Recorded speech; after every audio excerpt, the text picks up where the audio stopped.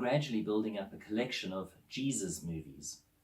Zeffirelli, Green, Pasolini, Rice, Scorsese, Arcand, and of course, Monty Python. It's not that I don't know the story. I promise I have read the book. It's just that I'm fascinated by how each director retells the story. Where does the emphasis lie? What does the director's Jesus look like? One vignette that almost all directors include at some point in their movies is a depiction of Jesus going off on a sort of a rant, often moving randomly among his adoring crowd, stopping before different characters, exchanging meaningful looks with them, and then reciting a list of apparently unrelated one-liners, mostly enigmatic, often apocalyptic.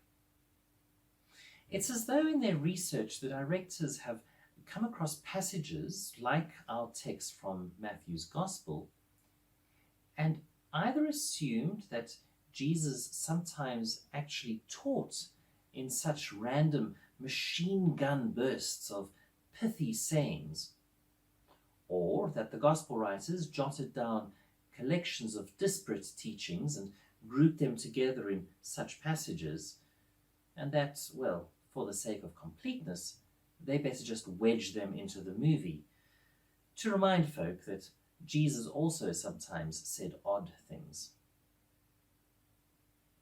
Monty Python's Life of Brian exposes this pattern beautifully in one of their scenes. It's the market scene where various prophets stand on soapboxes to sell their prophetic wares. One of them stands up and teaches as follows. He says, "There shall in that time be rumors of things going astray, and there shall be a great confusion as to where things really are, and nobody will really know where lieth those little things with sort of raffia work base and that has an attachment. And at this time a friend shall lose his friend's hammer," and so on. You get the picture.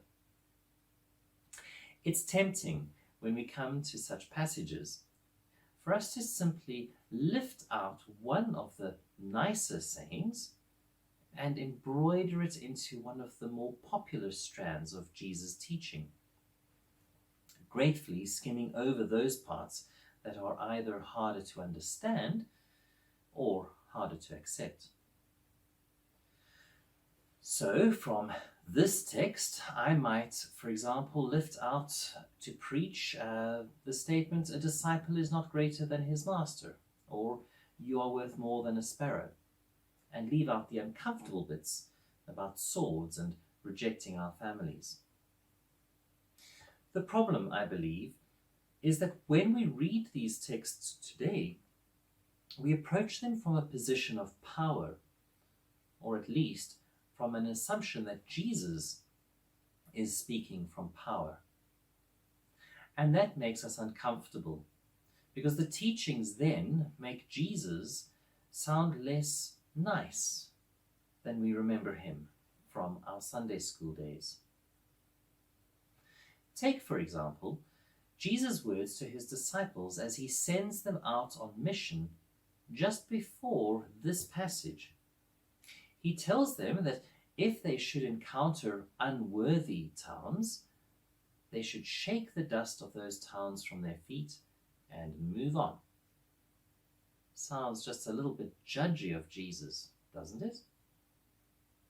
Or immediately after this passage, when he tells them that there will be rewards for any who receive their message. Again, it sounds as though Jesus is playing favorites. Not very nice at all. In both cases, though, we're assuming that Jesus and his followers are arriving in these towns with the power to either magnanimously bestow blessing or exact vengeance on the townfolk.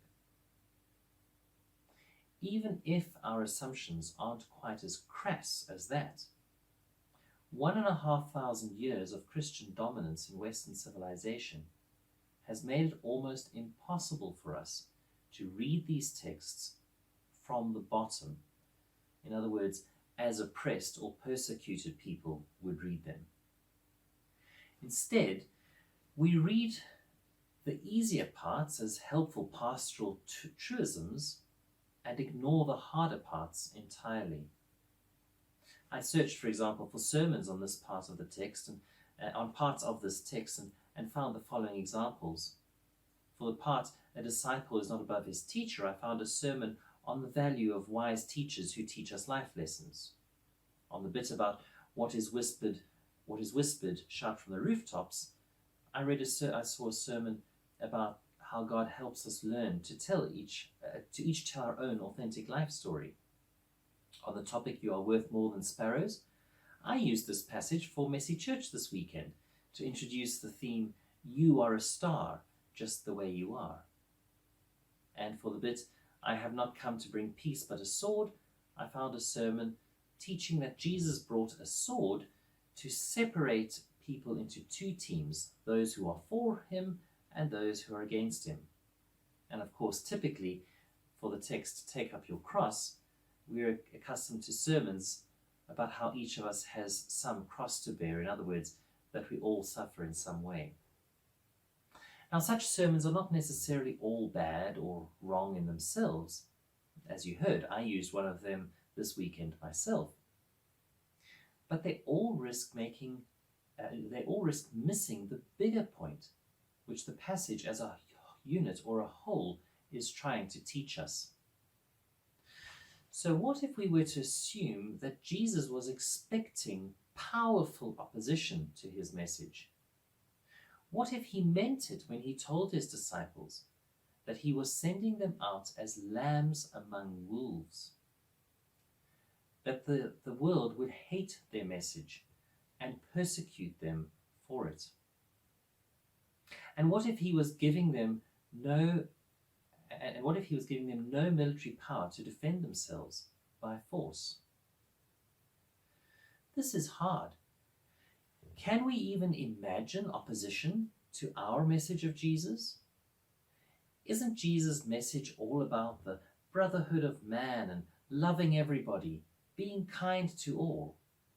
What could anybody have against such an all-embracing message of good news? The way we have told and retold the story, the message of God's love sounds like a word of comfort for all. Everyone is blessed. Everyone is special. All lives matter. But in fact, the way that Jesus and his disciples told the story, God's love is proclaimed as an accusation. The poor are blessed. So are the meek and those who mourn and those who hunger and thirst for righteousness. The lives of the widows, the orphans, and the strangers in our land matter. And when you put it like that, it divides us. For the poor, the peacemakers, and those who are persecuted, this is indeed a word of comfort.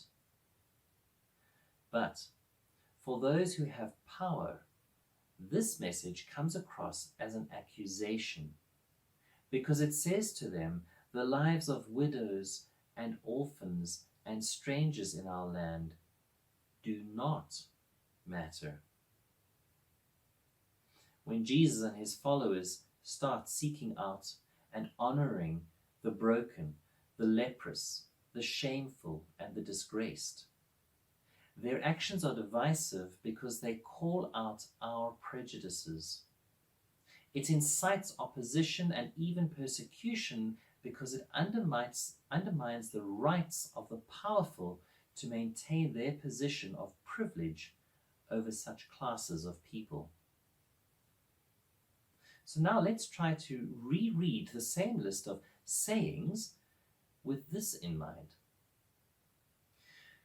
A disciple is not above his teacher becomes the truth that if Jesus was crucified by the powerful for preaching such a message, we shouldn't be surprised when we attract similar hatred from among the powerful. The text, "What is whispered should be shouted from the rooftops," means prejudice cannot hide behind self-justifying platitudes once it is called out. Once it's in the light, it's in the light. The saying, "You are worth more than sparrows," becomes encouragement. You are to find your true value in God's eyes and not in the approval or disapproval of those whose power is earthly, limited, and transitory. The saying, "I have not come to bring peace but a sword," means that speaking up for the weak will make for you enemies among the strong. And some of those enemies may even be within your inner circle of friends and family. And finally, taking up your cross.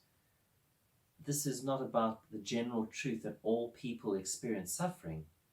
This is an honest appraisal of the fact that taking the side of the oppressed against the oppressor will place us in a position of peril, just as it did for Jesus.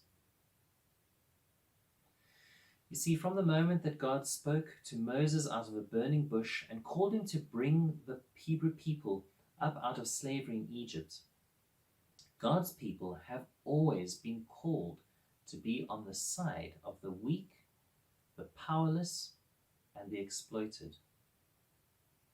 The moments when God's people have gone astray, and let's be honest, there have been many such moments, have been those moments when God's people have sided with the powerful rather than with the weak. And when we have sided with the weak and spoken truth to power, it has never been easy. But what can you do? The prophet Jeremiah was called to speak up for the powerless against the final kings of Judah before the exile to Babylon. These powerful kings, Jehoiakim, Jehoiachin, and Zedekiah, tolerated no prophetic opposition and moved swiftly and violently to silence the prophet. Jeremiah was beaten, imprisoned, put in stocks, ridiculed by the townsfolk. He railed against God. "You deceived me," he cries. "You lied to me." And yet in the end, he cannot remain silent. God has placed love in his heart for the same weak ones whom God loves.